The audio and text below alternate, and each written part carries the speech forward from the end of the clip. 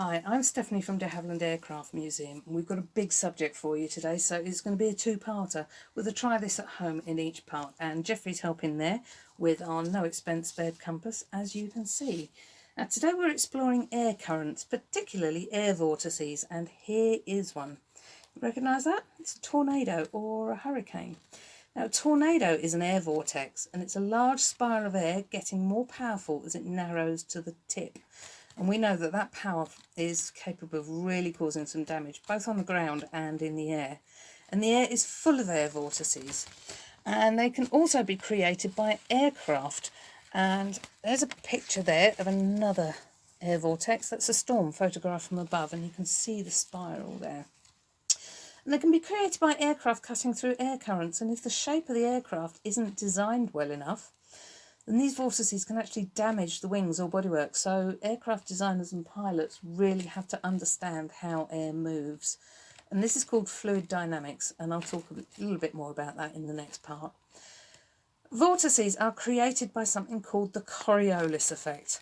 And to explain it, I needed a ball, but I haven't got one, so I'm going to use my dinner instead, because it's all I've got. A cabbage. There we go. This represents planet Earth. You've got great imagination, so I know you can roll with this. Now the Earth is rotating from west to east. Thank you, Jeffrey. And that's that direction. That's what that arrow is. So our planet is constantly rotating from west to east. Now imagine there are two aeroplanes, aeroplane A and aeroplane B, and they were both flying around the world. Aeroplane A is flying around the widest part of the planet, which is around the equator, and aeroplane B is flying further north up here. Now they both arrive back at the same time, but because of their position, they've flown different distances. And I can show you that by undoing the string, but you were wondering what all that string was about. So there's the one that was flying around the equator. Let's put it in shot for you. There we are. And there's the one that was flying further north. And can you see there's that much distance? So aeroplane A has flown that much further than aeroplane B, but because they both arrived back at the same time, the one on the equator, aeroplane A, had to have been flying faster than aeroplane B. So let's swap out the aeroplanes for air. Apply the same principle. There's a lovely bit of air there, and a lovely bit of air there further north. So if this air drifted off the equator, say drifted off to the north, it would be slowed down because it's moving faster than all the rest of the air. It would be slowed down by the slower moving air that it encounters, and that will have a dragging effect. And the best way to describe this is, imagine you were running in a race with loads and loads and loads of other people, and you were running faster than everyone else because you were running around there, and everybody else was closer to the North Pole and they were all running slower, and as you pass them you knock shoulders. Because they're running slower, it will start to drag you around to the left, and I've got a little dragging round to the left arrow there. There we go. And because all the other runners are all running slower as well, the runners are getting progressively slower, and they're all forming a big left spiral as they all drag each other slightly to the left. And the same if you veered off to the south.